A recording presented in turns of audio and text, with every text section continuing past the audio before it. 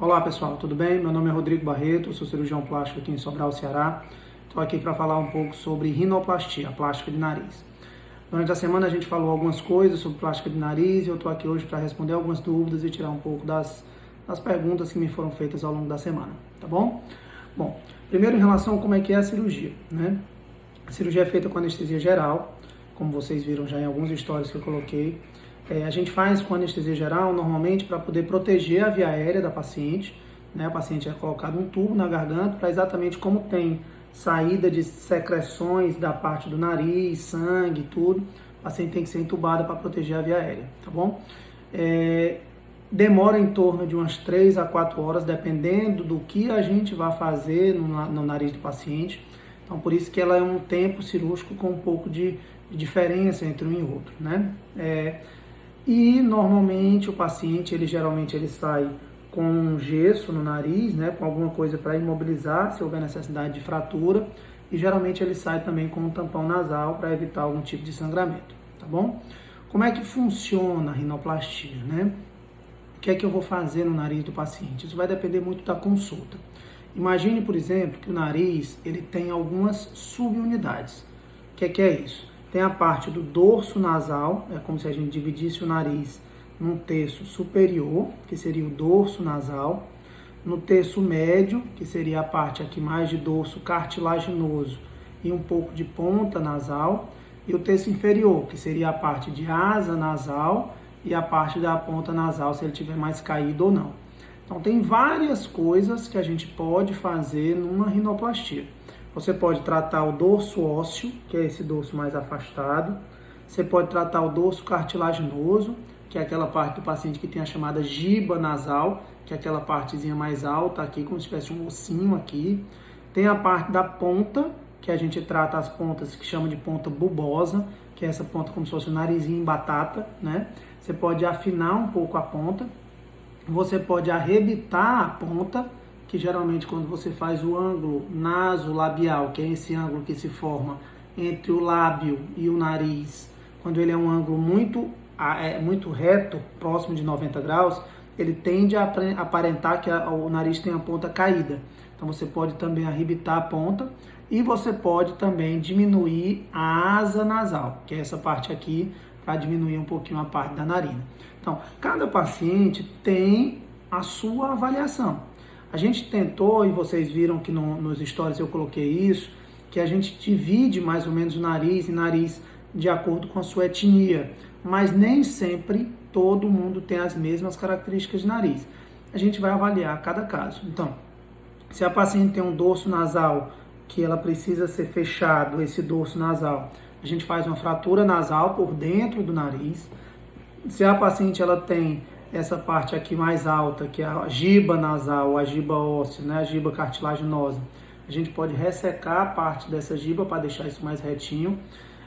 Se a paciente tem a ponta nasal mais bulbosa ou pouco definida, a gente pode diminuir cartilagens e juntar essas cartilagens para tentar deixar o nariz mais afilado.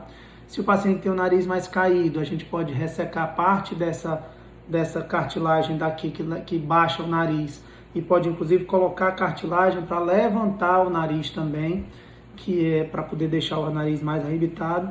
Se a paciente quando sorri, ela abre muito a asa nasal, a gente pode também diminuir a asa nasal, que chama de alectomia. Então, cada caso tem que ser avaliado de acordo com cada paciente, e aí isso é determinado de acordo com cada paciente, certo? Então não existe uma cirurgia padrão, a gente vai ver e avaliar o que cada paciente quer. Naquele nariz que a gente chama de nariz completo, que é o que você vai fazer a fratura, tratar o dorso, tratar a ponta, fazer a alectomia, normalmente o tempo cirúrgico demora em torno de 3 a 4 horas. Nos casos mais simples, a gente pode escolher para fazer uma cirurgia um pouco mais rápida, um pouco mais tranquila, certo? Como é que é a incisão? Eu só faço rinoplastia aberta, eu não faço rinoplastia fechada. Então a incisão da rinoplastia, como vocês viram em alguns stories, ela é feita por dentro do nariz. Aqui tem um pequeno corte nessa parte da columela chamada e por dentro do nariz aqui. A gente praticamente levanta toda essa pele do nariz. E aí você tem uma exposição de todo o tecido cartilaginoso e aí você consegue trabalhar essas cartilagens com um pouquinho mais de tranquilidade, tá bom? A cirurgia não é uma cirurgia considerada de risco, é uma cirurgia rápida, relativamente rápida, é uma cirurgia em que a via aérea está protegida, então normalmente a gente vai fazer os exames, como eu sempre falo aqui, ver se está tudo certo, operar no hospital que tenha suporte, tudo isso. O problema maior da cirurgia de nariz é que é uma cirurgia muito delicada. Então, por que demora tanto? Porque na liberação das cartilagens, nas ressecções, tudo tem que ser feito minuciosamente, porque qualquer pequena diferença pode dar uma diferença grande no nariz. Então, por isso que ela é uma cirurgia mais delicada, é uma cirurgia que permite que o médico necessita que o médico tenha um trabalho um pouco mais minucioso, por isso que ela tem um pouco mais de cuidado, tá certo? Como é que é o pós-operatório? Como eu já disse, geralmente o paciente às vezes precisa sair com um gesso no nariz, com um tampão nasal, mas isso vai depender também da indicação de cada um, tá bom? Agora vamos para as perguntas, né? Primeiro, em relação ao pós-operatório, o que é que pode, o que é que não pode depois. Depois que você tira o gesso, às vezes no gesso você pode ficar com um pouquinho de inchaço nessa região, porque tem a fratura, pode só fazer como se fosse uma equimose aqui na lateral, ao redor do olho. Mas assim, você pode colocar uma maquiagem, um corretivo que é tranquilo. Geralmente isso aqui desaparece depois de uns 15 dias. Resultado de cirurgia.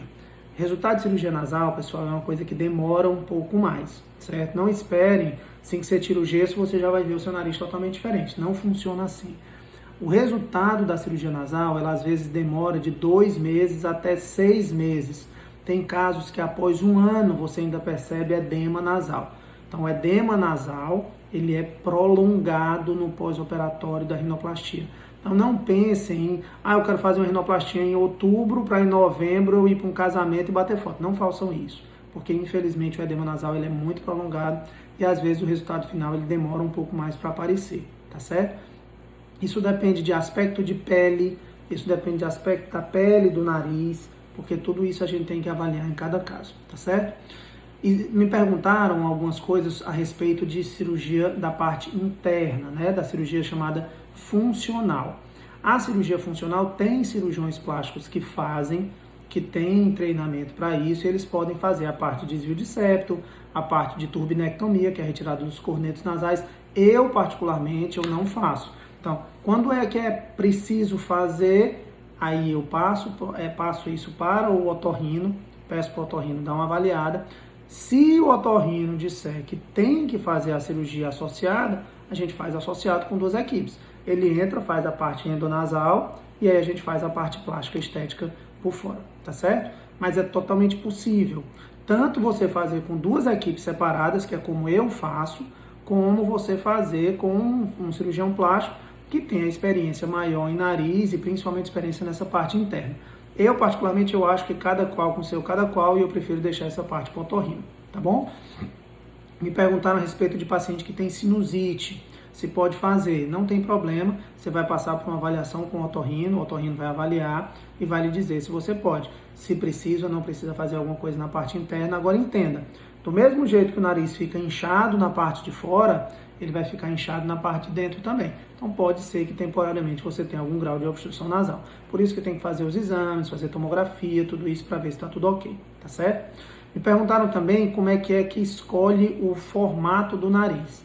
Pessoal, pelo amor de Deus, entendam. Cirurgião plástico, ele não consegue deixar você com o nariz parecido com o de seu ninguém. O que é que o cirurgião plástico vai fazer? Ele vai melhorar o aspecto do seu nariz. Então, as características do seu nariz, elas vão ser melhoradas.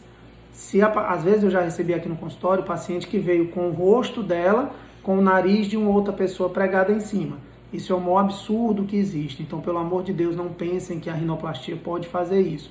O que é que você vai fazer? Meu nariz ele tem a ponta muito grossa, o cirurgião plástico vai conseguir deixar o nariz com a ponta mais fina.